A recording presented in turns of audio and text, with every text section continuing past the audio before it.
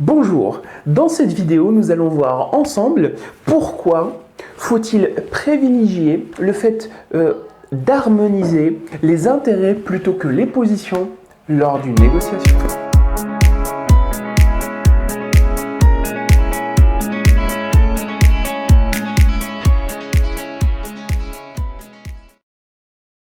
Pour trouver une solution judicieuse, il faut concilier les intérêts et pas les positions. En effet, la plupart des gens se figurent généralement que si leurs positions sont divergentes, alors leurs intérêts le sont forcément, ou le sont aussi.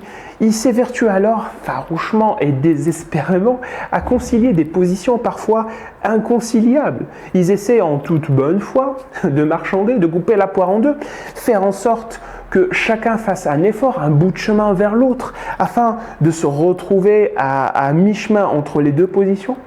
Bref, ils pensent position, ils discutent position, au risque bien souvent de bloquer la situation. Voici donc un exemple de ce qu'il ne faut pas faire. Bon, monsieur Bernard, vous vendez votre caravane à 15 000 €, c'est ça?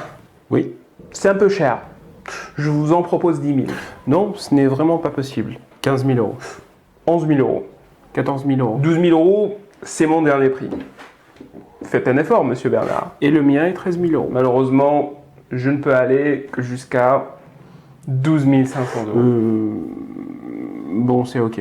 Les gens qui se focalisent sur les positions ne comprennent pas que cela ne font que traduire parfois mal les intérêts fondamentaux et ne savent pas que la plupart du temps, les intérêts que sous-entendent les positions opposées, peuvent être parfaitement compatibles. Prenons l'exemple de deux enfants qui se chamaillent pour se partager une orange, par exemple. La première solution à laquelle nous pourrions penser pour résoudre leurs différends serait de donner une moitié d'orange à chacun. Cette solution, a priori équitable, est néanmoins basée sur un compromis entre deux positions. Pour voir là où je veux en venir, supposons que le premier enfant soit intéressé par la pulpe pour en faire un jus et le boire, et que le deuxième soit lui plutôt intéressé par la peau pour parfumer une pâtisserie, par exemple. Le fait de la partager en deux moitiés, l'orange, n'est donc pas la meilleure solution, bien qu'elle soit de prime abord parfaitement équitable. Une solution basée sur l'harmonisation des intérêts serait de donner la pulpe à l'un et la peau à l'autre. Une solution parfaitement satisfaisante pour les deux parties. Reprenons notre exemple précédent et voyons ce qu'il faut plutôt faire. Bon, monsieur Bernard, vous vendez votre caravane à 15 000 €, c'est ça? Oui. C'est une belle caravane, mes enfants vont être très contents quand je vais les emmener avec à la plage l'été prochain. C'est un peu cher. Pouvez-vous me dire sur quoi vous vous basez pour fixer un tel prix?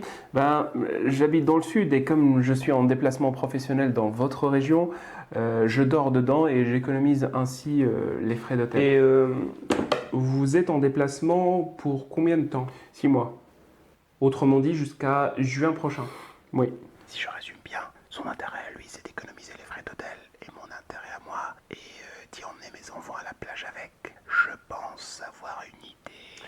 Si je vous achète votre caravane et que je vous laisse vous en servir durant tout votre déplacement, jusqu'à juin prochain, afin d'éviter les frais d'hôtel, vous seriez prêt à descendre jusqu'à quel prix? Vous feriez ça? Oui, je ne vais m'en servir qu'à partir de l'été prochain. Le fait que vous y restiez jusqu'à juin ne me gêne pas. Enfin, si vous faites un effort sur le prix. Je pourrais descendre jusqu'à 10 000 €. C'est une bonne caravane quand même, hein. C'est de la très bonne qualité. Non, ce n'est pas assez, monsieur Bernard. 9 000 €, 6 000 €, 8 000 €, 7 000 € et je signe le chèque tout de suite. C'est ok. Voyez-vous maintenant la différence entre l'harmonisation des positions et l'harmonisation des intérêts? Merci d'avoir suivi la vidéo et n'oubliez pas de mettre en pratique le ou les conseils qui vous ont semblé les plus pertinents.